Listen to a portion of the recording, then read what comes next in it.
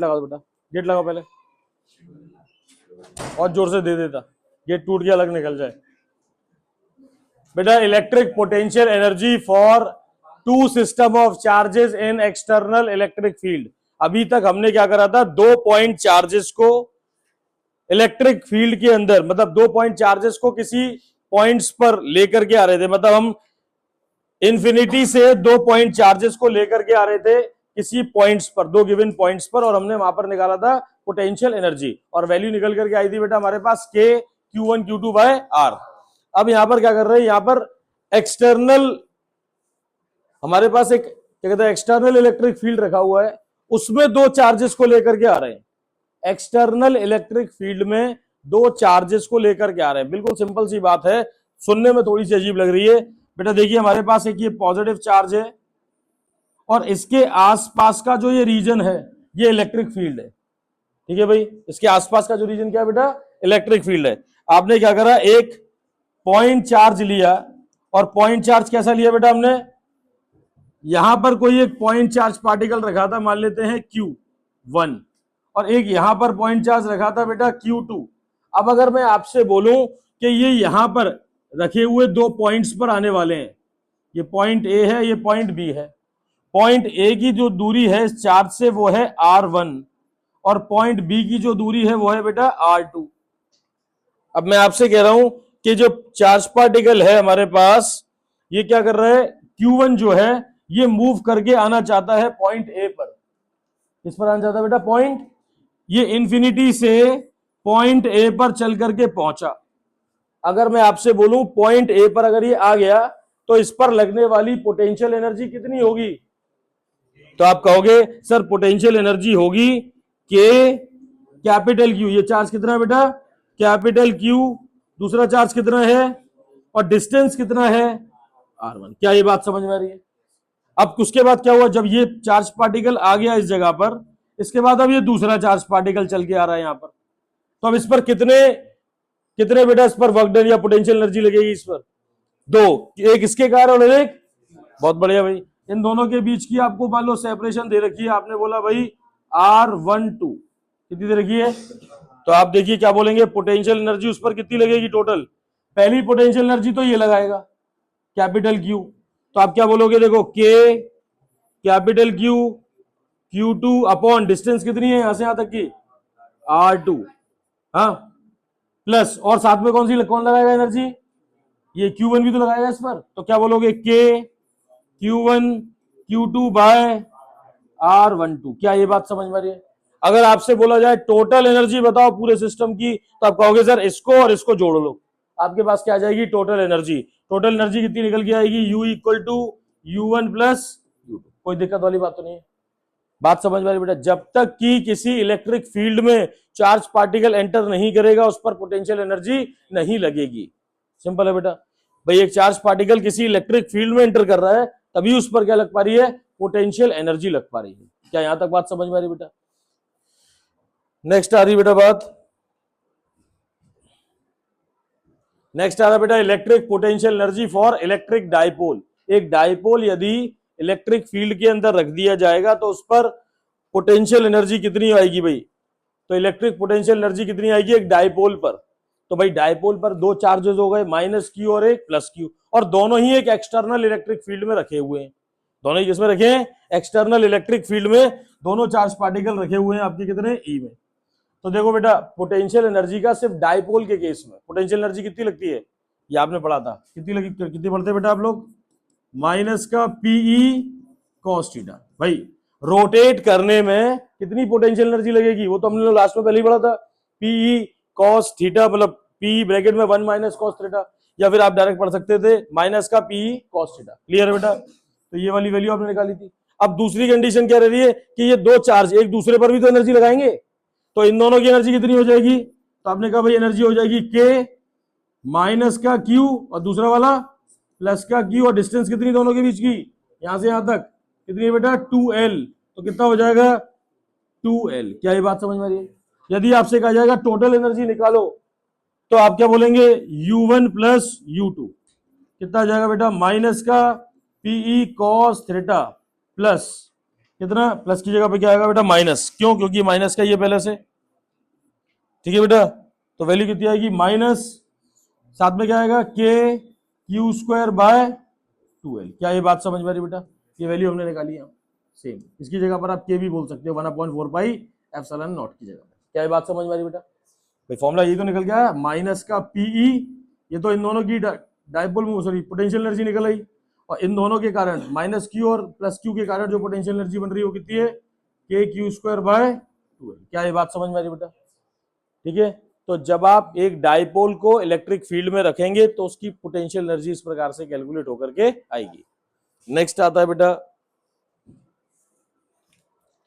Next है बेटा identification. आप कैसे करेंगे कि कोई चीज कंडक्टर है, इंसुलेटर है, भाई आप इन चीजों का क्लासिफिकेशन करना पड़ता है। जैसे कि हमारे पास आइडेंटिफिकेशन कर रहे हैं किस किस के लिए बेटा, कंडक्टर के लिए, इंसुलेटर के लिए और डाइलेक्ट्रिक के लिए। बिल्कुल सिंपल सी बात है, स्टेटमेंट पढ़ोगे समझ में आ रही बात कि भाई जितने भी कंडक्टर्स होते हैं उनके पास क्या होते हैं, फ्री मोबाइल चार्ज कैरियर्स। क्या होते हैं बेटा, फ्री मोबाइल चार्ज कैरियर्स, जो कि मेटल की या कंडक्टर की बाउंड्रीज में घूम रहे होते हैं फ्रीली।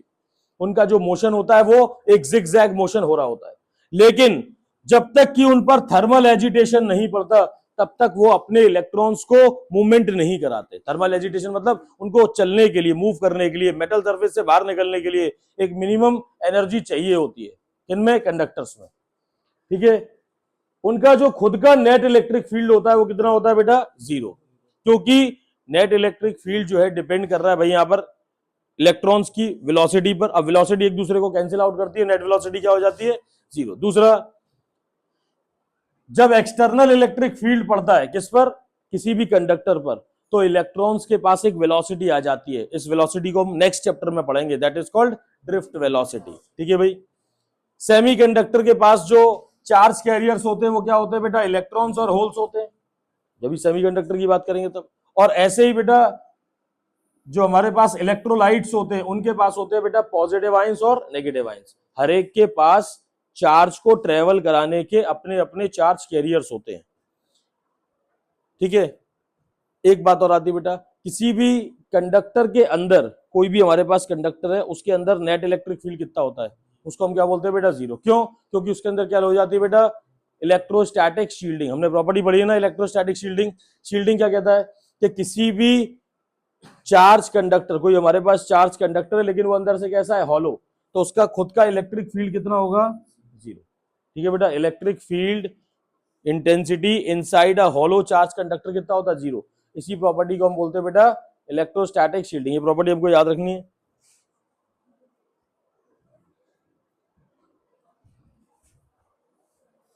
ठीक है। इसके बाद बेटा बात आती है, ये तो बाकी प्रॉपर्टी आपको पता ही है कि इलेक्ट्रिक फील्ड इंटेंसिटी जो होती है वो, या इलेक्ट्रिक फील्ड लाइंस जो होती है परपेंडिकुलर होती हैं। ये जनरल टॉपिक्स है, आपको खुद रीड करने, पहले पढ़ा चुके हैं, इनकी डिटेलिंग में नहीं जा रहे। नेक्स्ट आता है बेटा इलेक्ट्रोस्टैटिक शील्डिंग को ये भी बताया था कि इलेक्ट्रिक फील्ड, किसी भी इलेक्ट्रिक फील्ड इंटेंसिटी जो है वो किसी भी क्लोज्ड कंडक्टर के अंदर कितनी हो जाती है, 0। इसीलिए किसी भी प्रकार के इलेक्ट्रिक फील्ड का इफेक्ट नहीं पड़ पाता है, ठीक है। तो जैसे कि आपकी कार जो है वो आपको शील्डिंग प्रोवाइड करती है अगर थंडर और लाइटनिंग से। जब लाइटनिंग अगर किसी आदमी पर गिरने की पड़ती है, तो अगर वो मान लो कार के अंदर बैठा है तो वो काफी हद तक प्रोटेक्ट हो जाएगा किस प्रॉपर्टी से, शील्डिंग प्रॉपर्टी से। मतलब जब चार्जेस सरफेस पर ही खाली रह जाएंगे, अंदर उस चार्जेस का किसी भी प्रकार का कोई इफेक्ट नहीं पड़ेगा, क्योंकि अंदर इलेक्ट्रिक फील्ड क्या बनेगा, 0 बन करके आएगा, ठीक है भाई। क्लियर हुई बात बेटा। और वैसे भी शॉक लगने के लिए क्या चाहिए, पोटेंशियल डिफरेंस चाहिए, और अंदर खाली क्या रहेगा, पोटेंशियल। क्या रहेगा बेटा, पोटेंशियल डिफरेंस बनेगा ही नहीं। पोटेंशियल डिफरेंस कितना हो जाएगा, 0। जब पोटेंशियल डिफरेंस 0 हो जाएगा तो किसी प्रकार का आपको शॉक नहीं लगेगा।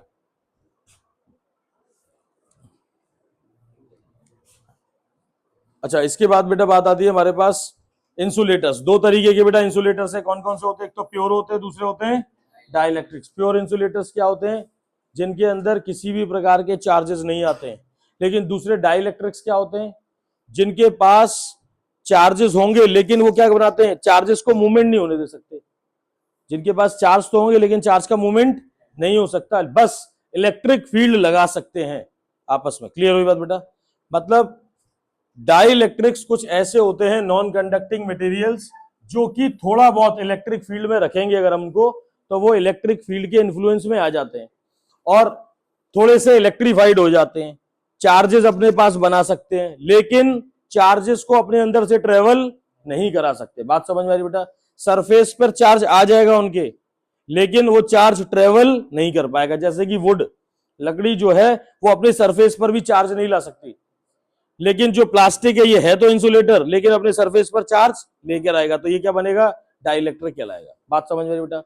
तो डाइलेक्ट्रिक ऐसे मटेरियल हैं जो कि इन्फ्लुएंस दिखाते हैं थोड़ा बहुत इलेक्ट्रिक फील्ड में। अगर आप उसको रखोगे तो वो कुछ इलेक्ट्रीफाइड हो जाएंगे उस इलेक्ट्रिक फील्ड के कारण, ठीक है। लेकिन ध्यान रखिएगा, चार्ज पार्टिकल मूवमेंट नहीं करेगा। क्लियर है? ये इलेक्ट्रिक फील्ड जो हमारे पास डाइलेक्ट्रिक्स होते हैं, ये दो तरीके के, कौन कौन से? पोलर और दूसरे कौन से? Non polar. पोलर डाइलेक्ट्रिक में हमारा आ जाता है बेटा कौन सा?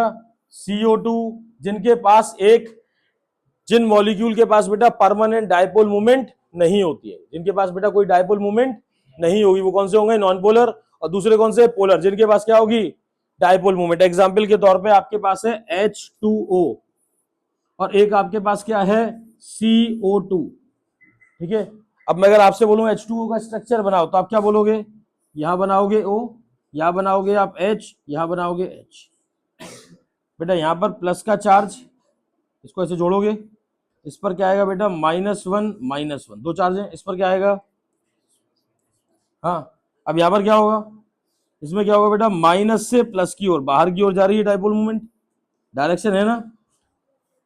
कैसा डाइलेक्ट्रिक हो गया? Polar dielectric. कैसा हो गया बेटा? Polar dielectric. अगर मैं आपसे बोलूं H2O2 या CO2 के लिए, तो एग्जाम्पल के तौर पे मैंने CO2 के लिए बोला, तो C आपने बोला भाई डबल बॉन्ड O, यहां पर बोला डबल बॉन्ड O। देखो इसमें चार्ज नहीं आता है, इनमें क्या आएगा? चार्ज नहीं आएगा। तो इसके पास क्या है? इसके पास किसी भी प्रकार की डाइपोल मूवमेंट नहीं है, परमानेंट डाइपोल मूवमेंट है ही नहीं इसके पास। अच्छा, अगर आप H2 को देख लो खाली, तो आप बोलोगे H सिंगल बॉन्ड H। अब बताना डाइपोल मूवमेंट किधर दिखाओगे आप? क्या दिखाओगे? नहीं दिखा सकते। तो ऐसी कंडीशन में वो ये कहलाएगा बेटा नॉन पोलर डाइलेक्ट्रिक। और जिनके पास डाइपोल मूवमेंट होती है वो क्या कहलाते हैं बेटा? Polar dielectric. जैसे कि अगर आप HCl की बात करते हैं, तो HCl एक डाइलेक्ट्रिक है, वो भी कैसा? पोलर। तो H और इधर लिख लिया आपने। तो बेटा अगर HCl का अगर आप डाइपोल मूवमेंट देखते हैं, तो इस पर चार्ज कितना है, इस पर कितना है, तो डाइपोल मूवमेंट चलेगी। बात समझ में आ रही बेटा? तो ये क्या हो जाएगा? Polar dipole, polar dielectric. Clear हो जाता बेटा? ये क्या बन जाएगा? पोलर। और ये दूसरा वाला क्या बन जाएगा? अब ऑक्सीजन की अगर आपसे कोई बोलेगा तो ऑक्सीजन का आप बना ही नहीं पाओगे। बताओ बेटा कहाँ है डाइपोल मूवमेंट? बात समझ में आ रही बेटा? क्लियर हो रही बात? ठीक।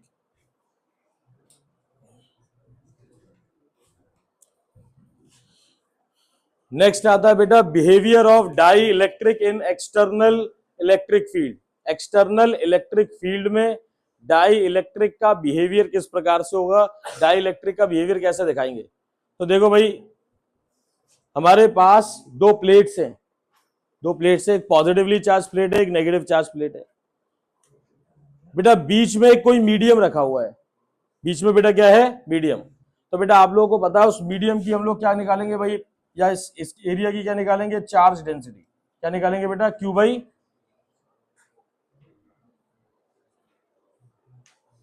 क्या निकालेंगे बेटा? चार्ज डेंसिटी, ठीक है।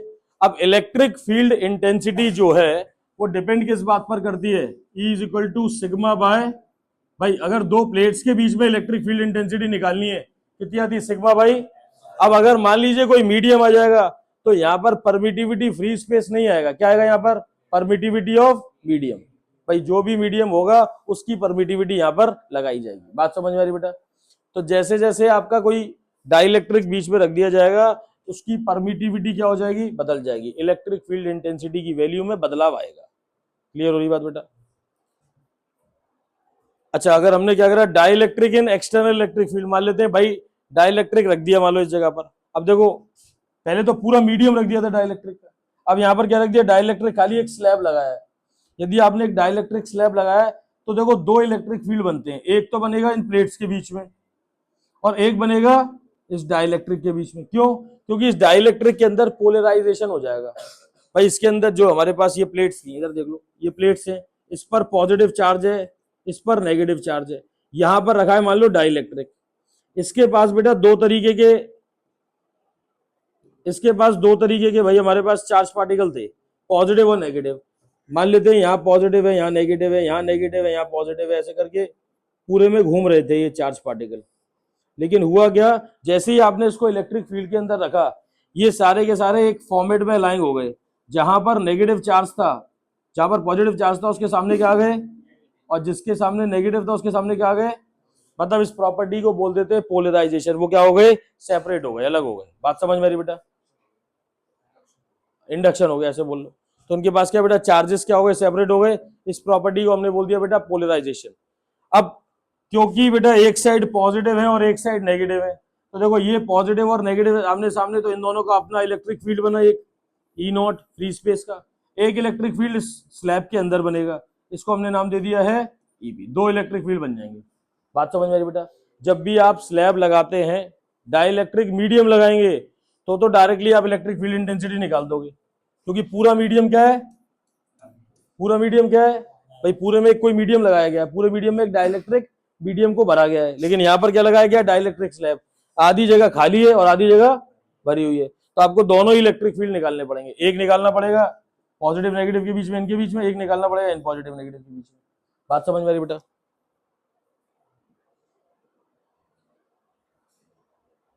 ठीक है।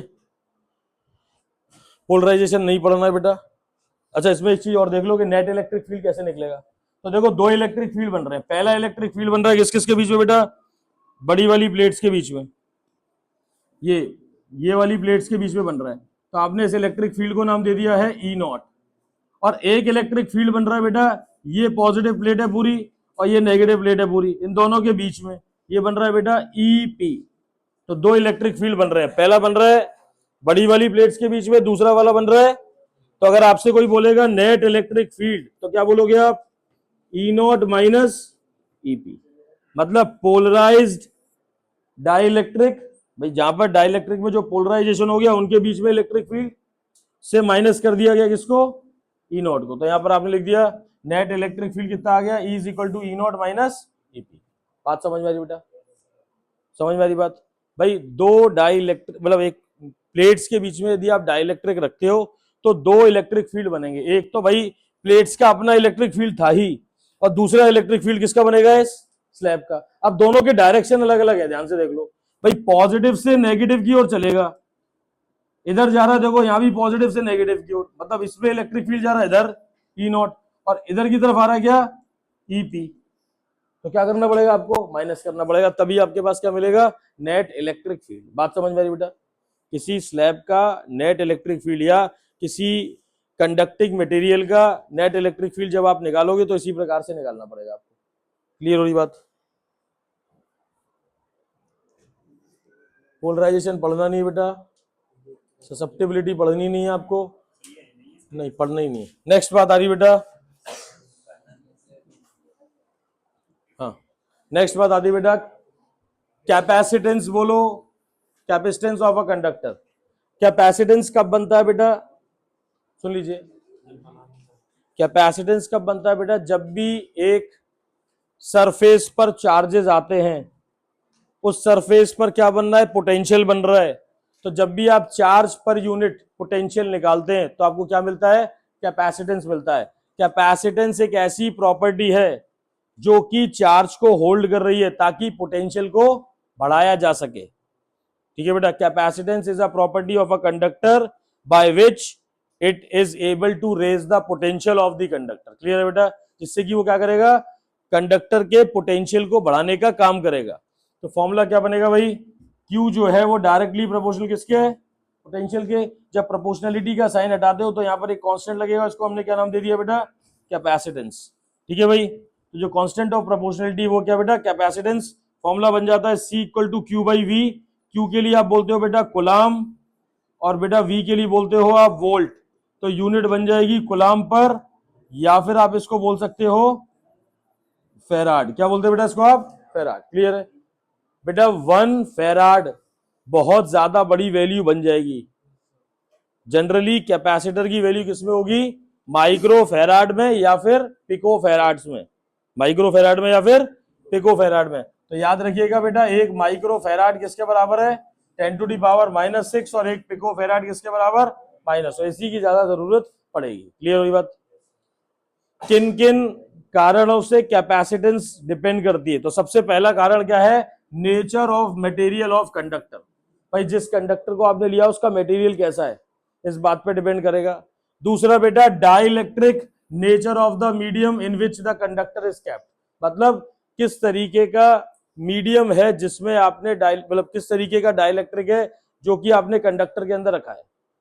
मान लो आपने एक स्पेरिकल बॉल ले ली, स्पेरिकल बॉल, मेटालिक बॉल ले ली आपने, वो पूरी मेटल से बनी हुई थी, स्पेरिकल थी। अब आपने क्या करा, उसको चार्ज दिया, अंदर से कैसी थी बेटा? वो हॉलो थी। एक में आपने क्या करा, अंदर पूरे अंदर उसमें कोई डाइलेक्ट्रिक भर दिया, मान लेते पानी भर दिया अंदर। बात समझ में आ रही बेटा? तो कैपेसिटेंस दोनों ही अलग अलग फैक्टर पे काम करेगी। अगर फ्री स्पेस है तो कैपेसिटेंस अलग होगी, और अगर अंदर पानी भरा हुआ उस बॉल के अंदर तो कैपेसिटेंस की वैल्यू अलग हो जाएगी। बात समझ में आ रही बेटा? अगला आता है बेटा shape and size of the conductor. Shape पर बहुत ज्यादा इंपॉर्टेंट है। स्पेरिकल है, सिलेंड्रिकल है, प्लेट के फॉर्म में है, जैसा कंडक्टर होगा वैसी कैपेसिटेंस निकल के आएगी। ठीक है, बात समझ में बेटा? तो कैपेसिटेंस डिपेंड किस पर करेगी? शेप पर, दूसरा साइज, नहीं शेप साइज तो हो ही गया, दूसरा डाइलेक्ट्रिक पे, तीसरा नेचर ऑफ मटेरियल पर। नेचर ऑफ मटेरियल पर, तीन चीजों पर आपकी कैपेसिटेंस डिपेंड करेगी। और अगला क्या बेटा? Presence of another conductor near by. ये तो सीधी सी बात है, अगर आप किसी भी कंडक्टर के पास में कोई दूसरा कंडक्टर रख देते हैं तो सीधी बात है पोटेंशियल पर असर पड़ेगा, चार्ज में हो सकता है कुछ असर पड़ जाए। तो इससे बेटा क्या होता है, कैपेसिटेंस की वैल्यू में भी बदलाव आएगा। लेकिन इंपॉर्टेंट फैक्टर तो सिर्फ तीन है। कौन कौन से? नेचर ऑफ मटेरियल, दूसरा dielectric nature of the medium in the conductor is kept, और तीसरा क्या बेटा? Size and shape of the conductor. Clear है? इन तीनों बातों पर कैपेसिटेंस डिपेंड करती है। अच्छा, कैपेसिटेंस है किसमें? भाई एक कंडक्टर में तो है ही, लेकिन कैपेसिटेंस को ज्यादा अच्छे से देखा जाता है किसमें? कैपेसिटर्स में, जिसको हम लोग कंडेंसर भी बोलते हैं। क्या बोलते हैं बेटा इसको हम? कंडेंसर। जल्दी आओ बेटा, हम लोग या तो बोलेंगे बेटा कैपेसिटर या फिर क्या बोलते हैं इसको? कंडेंसर। क्या बोलते हैं? कंडेंसर। ठीक है, तो कैपेसिटर बेसिकली एक अरेंजमेंट है कंडक्टर का इक्वली अपोजिटली चार्ज, चाहे तो आप प्लेट्स बोल दो या फिर दो इक्वल अपोजिट चार्ज होंगे, वो कुछ डिस्टेंस पर सेपरेट होंगे, हमने क्या बोल दिया उसको? कैपेसिटर। देखो जरा, तो हमारे पास अलग अलग तरीके के बेटा कैपेसिटर हैं, जिसमें सबसे पहला आ जाता है बेटा हमारे पास parallel plate capacitor. Parallel plate में ये दो प्लेट्स हैं, एक प्लेट पॉजिटिवली चार्ज, एक प्लेट नेगेटिवली चार्ज। क्लियर हो रही बात बेटा? पॉजिटिव चार्ज और दूसरी प्लेट कैसी बेटा? Negative charge. इसको जब भी आप दिखाएंगे तो आप हमेशा इसको ऐसे दिखाएंगे, इस तरीके से। क्लियर हो रही बात बेटा?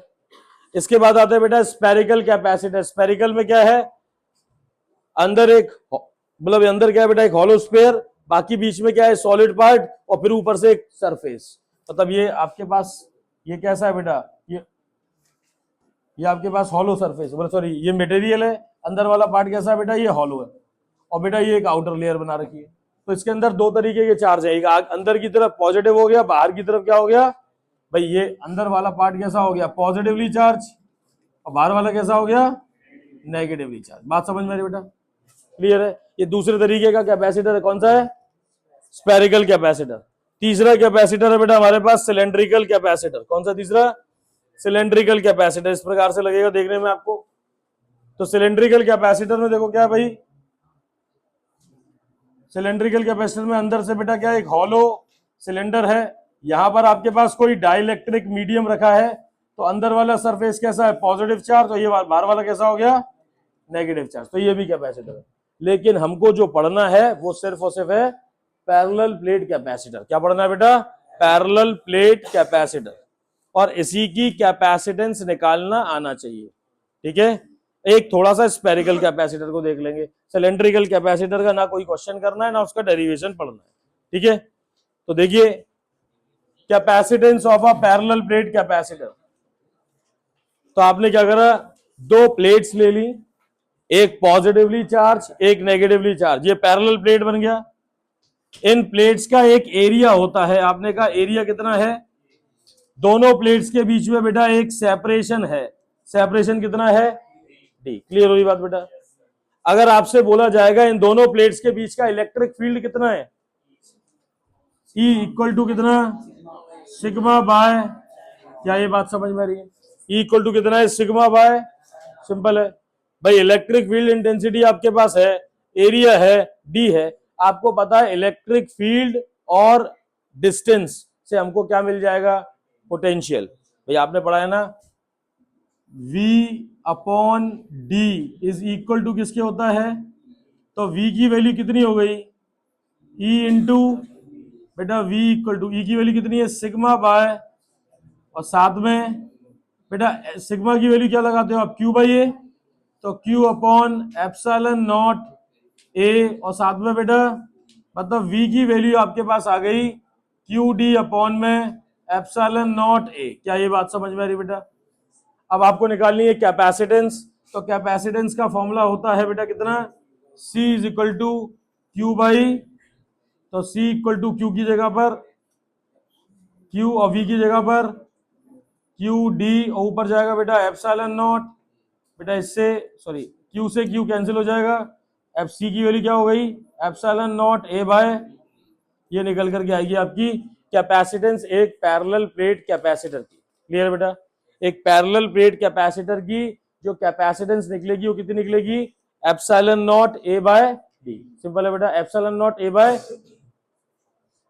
इसमें से तो बच्चा गायब लग रहा है मेरे को। नहीं वो बच्ची क्या है, नेहा का है, नेहा कहाँ गई, तो वो आई तो थी ना, और वो भी आई थी निकिता, ठीक ठीक है चलिए नेक्स्ट देखिए बेटा।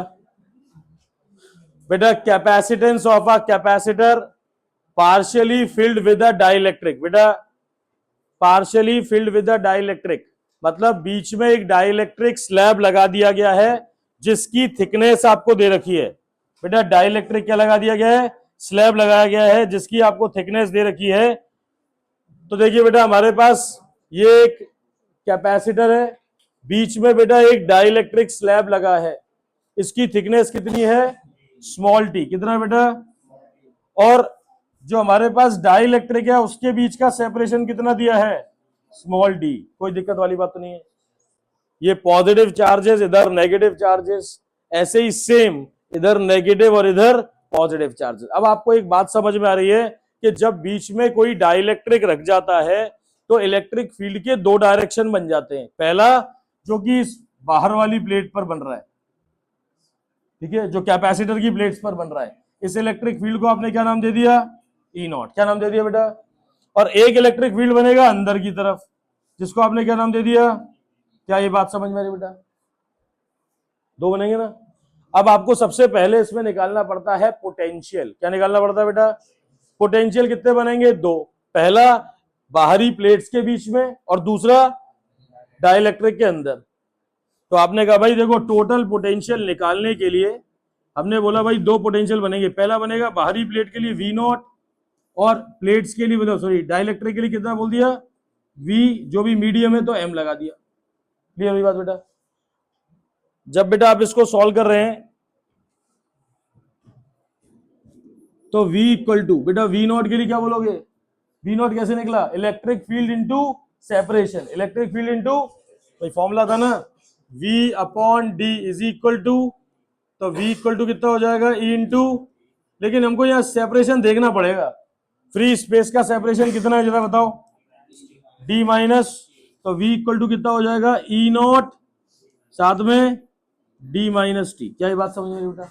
ऐसे ही जो हमारे पास मीडियम है, जो डाइलेक्ट्रिक स्लैब है, उसका कितना आएगा बेटा बोलो, एक सेकेंड, एक सेकेंड,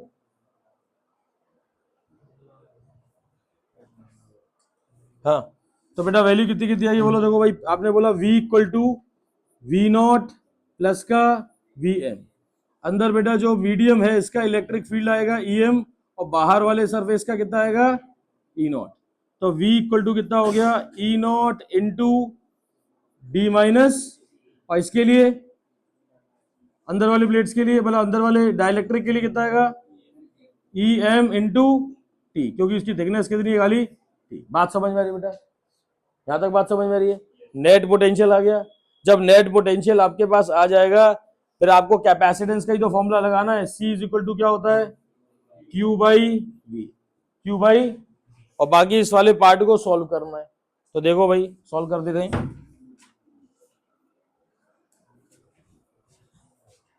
बिल्कुल सिंपल कहानी है सॉल्व करने के लिए। आपने कहा भाई देखो V की वैल्यू कितनी निकल के आई थी, E not D minus T plus E M, और साथ में बेटा C इज इक्वल टू कितना हो जाएगा, Q बाई, तो ठीक है भाई C इक्वल टू Q की जगह तो Q आ जाएगा, और V की जगह पर E नॉट को तो कॉमन निकाल लो।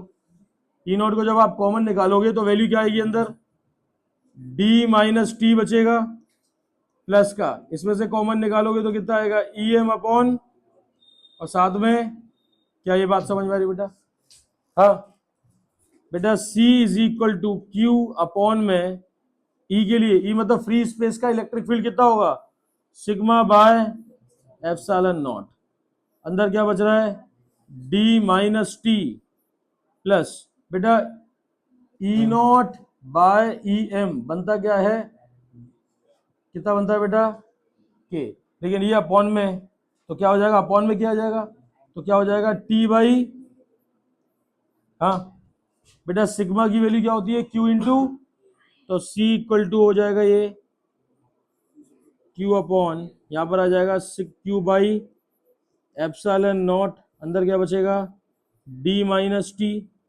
प्लस T बाई, बेटा इस Q से Q कैंसिल, ये नीचे वाला पार्ट ऊपर आ जाएगा, तो आपके पास जो C की वैल्यू निकल के आएगी वो कितनी आएगी, एप्सिलॉन नॉट A अपॉन में, नीचे बचेगा D माइनस टी प्लस का T बाई, इस तरीके से बेटा पूरा डेरिवेशन। भाई बेसिक कहानी ये है कि पहले आपको पोटेंशियल निकालना है, और पोटेंशियल के बाद Q अपॉन V में लगा देना है बस खाली, ठीक है, बाकी तो उसके बाद मैंने सॉल्व किया खाली, बाकी मेन कहानी तो वहीं खत्म हो गई।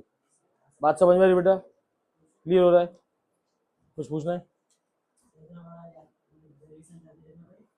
क्या बेटा, हाँ इंपॉर्टेंट डेरिवेशन है, डाइलेक्ट्रिक स्लैब वाला जो डेरिवेशन है वो एक इंपॉर्टेंट डेरिवेशन है और सबसे बड़ा डेरिवेशन है इस चैप्टर का, ये वाला करना ही करना है बेटा। नेक्स्ट आता है, सुन लीजिए, नेक्स्ट प्रॉपर्टी है बेटा डाइलेक्ट्रिक स्लैब के बाद बेटा इसके कुछ फॉर्मूले हैं, जैसे कि उसने बोला if the gap is filled between, completely filled with between the dielectric medium, मान लो बीच में जो स्लैब, जो आपने क्या कहते हैं प्लेट्स के बीच में जो आपने डाइलेक्ट्रिक मीडियम लगाया था या डाइलेक्ट्रिक स्लैब लगाई थी, उसकी एक थिकनेस थी, उसकी थिकनेस कितनी थी, टी, आप इसकी जगह पर पूरे ही मीडियम में उसको भर दो, पूरे मीडियम में क्या भर दिया आपने, डाइलेक्ट्रिक, तो इसका मतलब क्या हो गया कि D माइनस टी की वैल्यू किसके बराबर हो गई, 0, क्यों हो गई, क्योंकि फॉर्मूला आपके पास जो था वो ये था, C is equal to epsilon not A upon D minus T और प्लस T बाई, अब एक बात समझ में आ रही है आपको कि जहां पर T था वो पूरा कितना हो जाएगा, D के बराबर, तो आपने यहाँ पर जैसे ही D लगाया इस जगह पर तो ये पूरा पार्ट क्या हो जाएगा, कैंसिल, और यहाँ क्या रह जाएगा, तो बचेगा क्या, C equal to K times of epsilon not A by, ये तो बचेगा बेटा K times of epsilon not A by D। Next बेटा, यदि आप क्या करें भाई, एक कंडक्टिंग स्लैब लगा दें, कैसी लगा दें बेटा, कंडक्टिंग, मतलब जो स्लैब थी डाइलेक्ट्रिक की लगाई थी, डाइलेक्ट्रिक की जगह आप बीच में कंडक्टर ही लगा दें, ठीक है, तो उस जगह पर बेटा इस K की वैल्यू कितनी हो जाएगी, इन्फिनाइट। नॉर्मली डाइलेक्ट्रिक स्लैब के लिए वैल्यू अलग होती है, कंडक्टिंग स्लैब के लिए मतलब कंडक्टर के लिए K की वैल्यू, इलेक्ट्रोस्टैटिक कांस्टेंट मतलब डाइलेक्ट्रिक कांस्टेंट की वैल्यू कितनी होती है, इन्फिनाइट, कितनी होती है बेटा, तो आपने जैसे यहाँ पर इन्फिनाइट पुट करेंगे तो आपके पास C की वैल्यू क्या आ जाएगी बेटा, C इक्वल टू खाली बचेगा एप्सिलॉन नॉट A, और यहाँ पर क्या बच जाएगा, D माइनस टी, कोई दिक्कत वाली बात तो नहीं, ठीक है। तीसरा बेटा, अगर हम गैप को फिल करेंगे किससे, एयर से खाली, तो T की वैल्यू किसके बराबर होगी, D के, भाई जो थिकनेस थी वो तो खत्म ही हो गई, कोई मीडियम है ही नहीं वहां, तो पूरा D के बराबर वैल्यू हो गई, साथ में K की वैल्यू कितनी हो जाती है वहां पर 1, तो जब वैल्यू पुट करोगे तो कितना निकलेगा खाली आपके पास, epsilon not A by D, simple है बेटा, बात समझ में आ रही है। अच्छा, अगर आपके पास n नंबर ऑफ स्लैब्स आपने लगा रखी हैं, क्या लगा रखी है, n नंबर ऑफ स्लैब्स, तो n नंबर ऑफ स्लैब्स में आप क्या करोगे, उनको ऐड करोगे इस तरीके से, तो जब आप ऐड करोगे तो देखो भाई सबकी थिकनेसेस ऐड होंगी और सारे T1/K1 से ऐड हो जाएंगे। तो जब ऐड करेंगे तो इस तरीके से वैल्यू निकल करके आएगी। क्लियर हुई बात बेटा? तो पैरेलल में निकल के आएगी। बेटा स्फेरिकल कैपेसिटर की कैपेसिटेंस सिलेबस में नहीं है, पढ़ने की जरूरत नहीं है, सिर्फ खाली पैरेलल प्लेट कैपेसिटर की है। लेकिन एक बिल्कुल कॉमन सा फॉर्मूला है उसका, कोई ज्यादा खास फॉर्मूला नहीं है, देख लो याद में बना रहेगा और काम भी आ सकता है, ऐसा नहीं है। तो देखो बेटा हमारे पास एक स्फेरिकल कैपेसिटर, मान लो आपसे कोई बोलता है एक स्पेयर है, स्फेरिकल कैपेसिटर नहीं ले रहे, खाली स्पेयर है, एक कंडक्टिंग स्पेयर है, और वो कहता है इसकी कैपेसिटेंस निकालो। तो आपने कहा भाई स्पेयर है, इसका रेडियस कितना दे रखा है आपको R, इसके ऊपर चार्जेस कितने दे रखे हैं Q, चार्जेस कितने दे रखे हैं। हाँ तो बेटा फॉर्मूला क्या होता है बोलो, पोटेंशियल का फॉर्मूला क्या होता है इसके लिए, इसका चार्ज है मान लीजिए Q पूरे का, तो फॉर्मूला हो जाएगा बेटा K/Q/R हो जाएगा। और अगर आपसे कोई कैपेसिटेंस पूछेगा तो क्या बोलोगे, Q बाई, तो C is equal to Q की जगह पर तो Q और V की जगह पर KQ/, Q से Q कैंसिल, तो C की वैल्यू कितनी आ जाएगी 4πε0। बात समझ में आई बेटा? भाई 1/4πε0 होता है तो 1 से ऊपर चला जाएगा। बात समझ में आ रही बेटा? खाली एक स्पेयर की कैपेसिटेंस आपसे पूछता है, वो कहता है एक मेटालिक स्पेयर है, उसके ऊपर चार्ज Q है, जिसका रेडियस R है, बताइए उसकी कैपेसिटेंस कितनी होगी।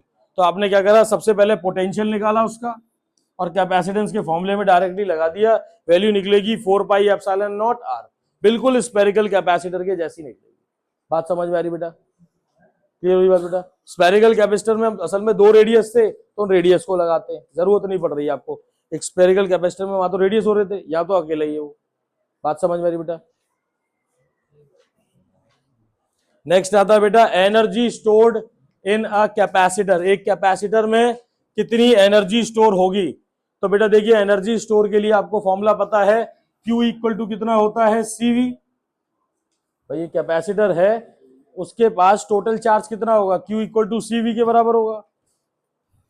अगर मान लेते हैं आपने कहा ये कैपेसिटर है, ये पॉजिटिव चार्ज प्लेट, ये नेगेटिव चार्ज प्लेट, मान लेते हैं इस पे भाई बहुत सारा चार्ज एक साथ आ गया, कुछ चार्ज एक जगह से दूसरे जगह मूव करता है, DQ चार्ज क्या कर रहा है भाई, मूव कर रहा है।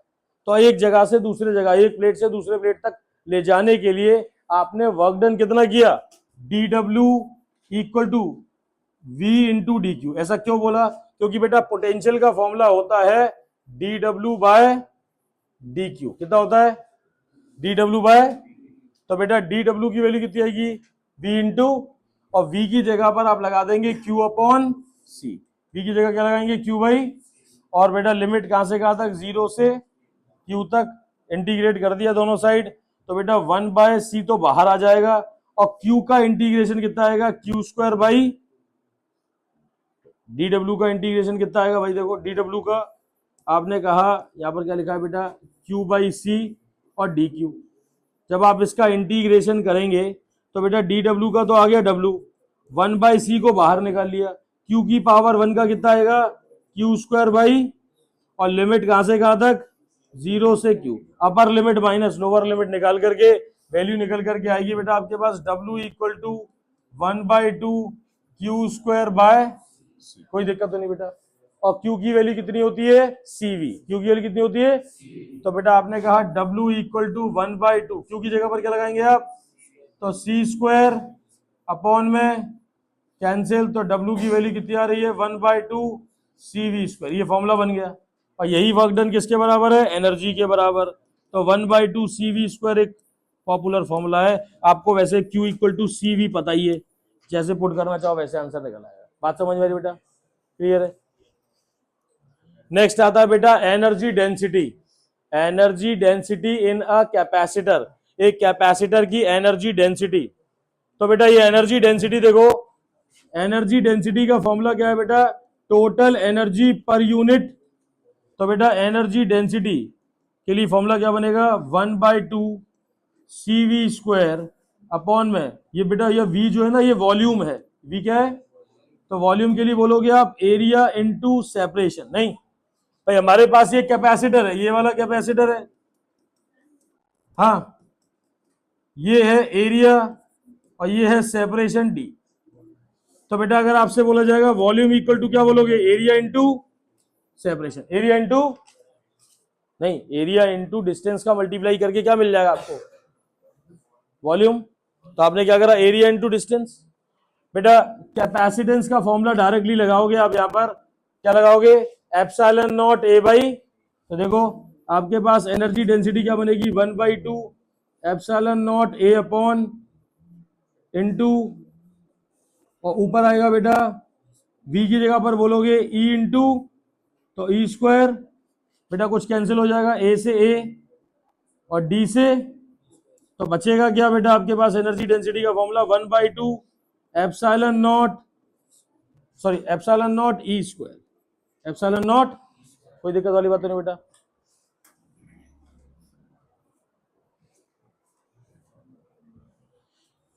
बेटा सबसे ज्यादा इंपॉर्टेंट पार्ट, सबसे ज्यादा इंपॉर्टेंट पार्ट है बेटा, redistribution of energy of a charge conductor.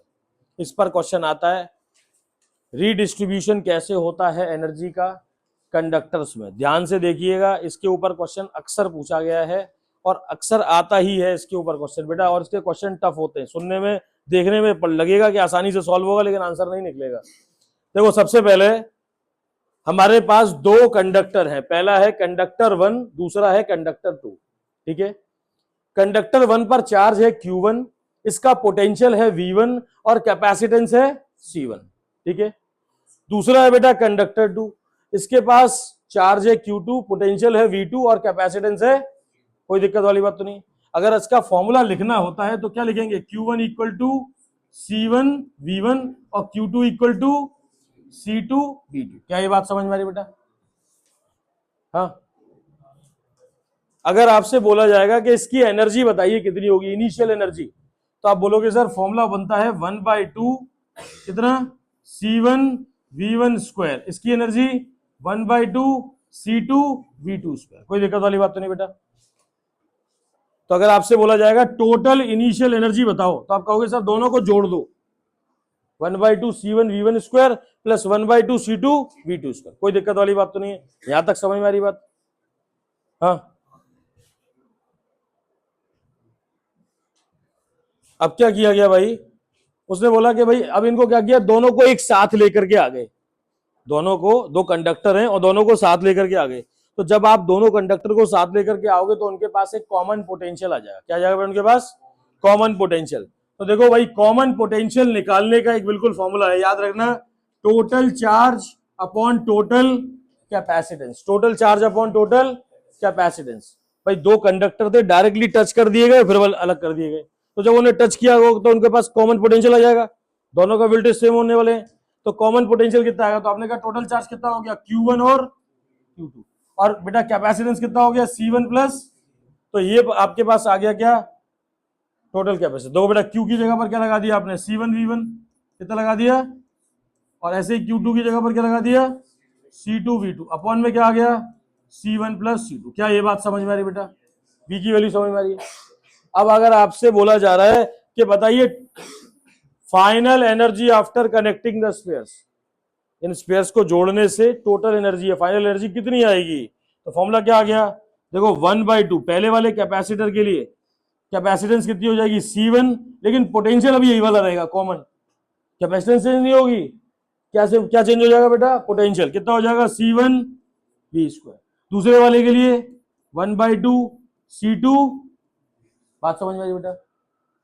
बात समझ में आई बेटा? तो आपके पास जो टोटल फाइनल एनर्जी आएगी उसके पास कितनी आएगी, आपने 1/2 C1 प्लस C2 और ब्रैकेट के बाहर क्या आ गया, V स्क्वायर। क्या ये बात समझ में आई बेटा?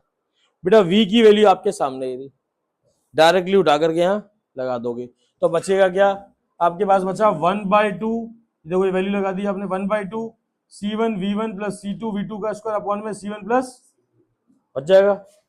बेटा अब आपको ये देखना है कि एनर्जी लॉस्ट कितनी हुई, एनर्जी लॉस कितनी हुई, तो एनर्जी लॉस कैसे निकालोगे, इनिशियल वाली वैल्यू में से किसको माइनस कर दोगे, फाइनल वाली वैल्यू को, आपको क्या मिल जाएगी, लॉस्ट एनर्जी, और डायरेक्ट लास्ट में जो फॉर्मूला निकल के आएगा वो कितना निकलेगा, 1/2 C1 C2 अपॉन में C1 plus C2 into V1 minus V2 का होल स्क्वायर। क्या ये बात समझ में आ रही बेटा? बेटा मेन कहानी ये है मेन कहानी, इनिशियल एनर्जी, फाइनल एनर्जी निकालना और इनिशियल एनर्जी निकालना। ठीक है, इस बात का अंतर समझना है कि फाइनल एनर्जी कैसे बनेगी, इनिशियल एनर्जी कैसे बनेगी और कॉमन पोटेंशियल कैसे निकलेगा। क्या निकलेगा बेटा? Common potential. कॉमन पोटेंशियल देखो इससे भी निकलेगा और इससे भी निकलेगा। तो Q1 equal Q1 plus Q2 upon C1 plus C2 से भी निकलेगा कॉमन पोटेंशियल। बात समझ में आई बेटा? तो ये 3-4 चीजें आपको आनी चाहिए इसमें। ठीक है, नेक्स्ट आता है बेटा कॉम्बिनेशन ऑफ कैपेसिटर। तो बेटा कॉम्बिनेशन दो तरीके से है। पहला होता है सीरीज कॉम्बिनेशन। पहला कौन सा होता है बेटा? Series combination. सीरीज में आपने 3 कैपेसिटर एक लाइन से लगा दिए, तो बेटा उनके पोटेंशियल कितने हो जाएंगे? Q by C1, Q by और Q बाई, बेटा Q सेम इसलिए क्योंकि तीनों एक ही सोर्स से जोड़े गए। तो बेटा हमारे पास नेट पोटेंशियल निकालना है, तो क्या बोलोगे? V1 प्लस V2 प्लस, तो V1 की जगह पर आप बोलोगे Q बाई C1, V2 की जगह पर Q बाई, यहाँ पर Q लगाएंगे, और तीसरे में बेटा Q बाई, Q कॉमन निकालोगे तो 1 bye C series C1 C2 और C3। क्लियर हुई बात बेटा? ऐसे ही बेटा पैरेलल कॉम्बिनेशन में भी है। पैरेलल में आपके पास C1 C2 और C3 अगर पैरेलल में आ जाते हैं और इनको जोड़ा गया इससे, लेकिन अब यहाँ पर क्या सेम हो जाएगा? पोटेंशियल। क्या सेम हो जाएगा? याद रखिएगा, सीरीज में चार्ज की वैल्यू सेम और पैरेलल में पोटेंशियल की वैल्यू सेम। ठीक है, तो बेटा जब आप सीरीज में इस वैल्यू को निकालेंगे, सॉरी पैरेलल में निकालेंगे, तो देखो चार्ज की वैल्यू कितनी आएगी? Q1 equal to C1 into V। भाई तीनों के पास अपने अपने पोटेंशियल है, सेम है, तो तीनों के पास अपने अपने चार्ज कितने हो जाएंगे? Q1 equal to C1V। ऐसे दूसरे वाले के लिए C2V, तीसरे वाले के लिए। बेटा अगर आपको टोटल चार्ज निकालना है तो आपके पास इसी तरीके से तो लगे थे, ये दूसरा और ये तीसरा ऐसे लगे थे। ये आपके पास वोल्टेज पहुंच रहे हैं, ये वोल्टेज कितने जा रहे हैं भाई? V। तो V इसके पास भी पहुंचे, V इसके पास भी पहुंचे और V इसके पास भी पहुंचे। बेटा इसके पास जो चार्ज बन रहा है वो बन रहा है Q1, इसके पास बन रहा है Q2, इसके पास बन रहा है, तो टोटल चार्ज कितना है? Q equal to Q1 plus Q2 plus, बेटा इन सबकी कैपेसिटेंस है C1 C2 और, तो बेटा ऐसे ही आपने इनके चार्जेस निकाल लिए अलग अलग। तो आपके पास बेटा Q1 की जगह पर कितना आएगा? C1V C2V C3 कॉमन निकालेंगे तो आपके पास वैल्यू कितनी आ रही है बेटा? C parallel C1 plus C2 plus C3। बात समझ बेटा? C1 plus C2 plus. अगला आता है बेटा इसी में ही एक व्हीटस्टोन ब्रिज। बेटा चैप्टर बड़ा है इसलिए, हाँ चैप्टर थोड़ा बड़ा रहता है तो इसमें ऐसी टेंशन वाली बात होती नहीं है। पर हट तो गया है लेकिन बेटा क्वेश्चन दे देता है, वो पागल है, पागल है बेटा, CBSE पागल है थोड़ा सा, समझो बात को। हाँ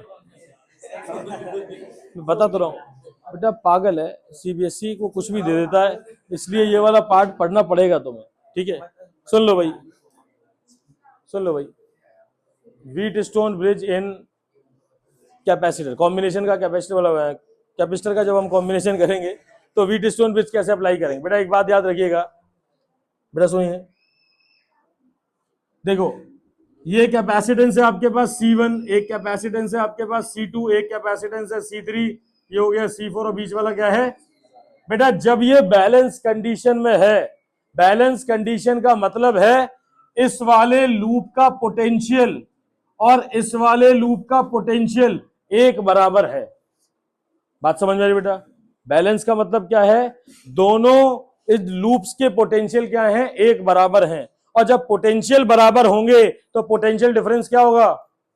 जीरो। क्या होगा बेटा? बात समझ में आ रही बेटा?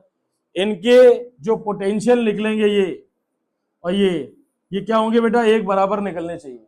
अगर ऐसा हो रहा है तो कैपेसिटर के जो कॉम्बिनेशन है, जो ब्रिज बन रहा है, ये कैसा है? बैलेंस कंडीशन में। किसमें बेटा? और जब ये बैलेंस कंडीशन में है तो ये जो बीच वाला C5 है ना, ये किसी काम का नहीं है, इसको निगलेक्ट कर देंगे और आपके पास क्या बचेगा? C1, ये C1 अपॉन में इक्वल टू C2 अपॉन में। क्या ये बात समझ में आ रही बेटा? लेकिन ऐसा सिर्फ तभी होगा जब इस वाले लूप का पोटेंशियल मान लेते हैं V1 और इस वाले पोटेंशियल का V2, दोनों के पोटेंशियल क्या होने चाहिए? आपस में बराबर। जब बराबर होंगे तो बेटा C5 का कोई इस्तेमाल नहीं है और आपके पास ये बैलेंस कंडीशन आ जाएगी और आपको क्या मिल जाएगा बेटा? इनका कॉम्बिनेशन। क्या बेटा? हाँ, अब सवाल ये आ रहा है कि सर यदि अलग हुआ तो अलग के लिए सुन लीजिए, अलग के लिए हम लोगों ने किरचॉफ रूल पढ़ना है नेक्स्ट चैप्टर में। किरचॉफ रूल में अगर बैलेंस भी नहीं है तो हम डायरेक्टली किरचॉफ रूल लगा सकते हैं। वेट करिए बेटा, वेट कर लीजिए, अभी जल्दी नहीं है एकदम।